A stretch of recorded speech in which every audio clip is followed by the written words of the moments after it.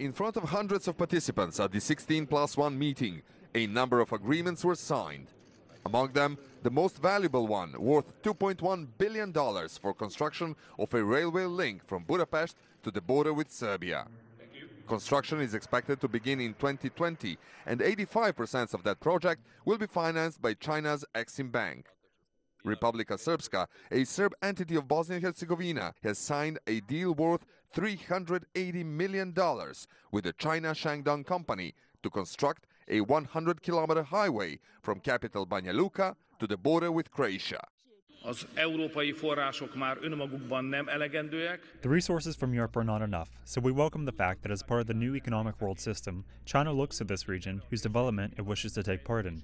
We've considered the main projects where this cooperation is expressed. The flagship among these is the modernization and development of the Budapest-Belgrade railway line, which, as part of the One Belt, One Road program, will have a strategic importance for Silk Road transport in the future. That message from the Hungarian Prime Minister Orban was shared by many attending the meeting. More and more countries from the Central and Eastern Europe are turning towards the East, towards China, because of its growing economic power, and that's something that all of the heads of governments here are agreed upon.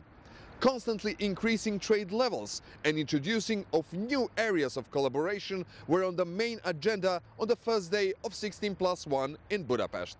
Premier Li Keqiang said that China will pledge $3 billion worth of funding for development and investment projects in Central and Eastern Europe, and the possibilities of further economic collaboration with China is expected in the future.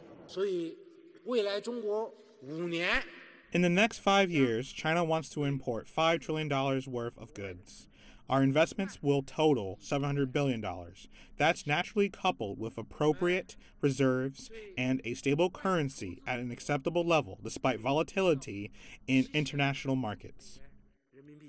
And at the end of the first day of 16+1 meeting, it was announced that the next host country will be Bulgaria.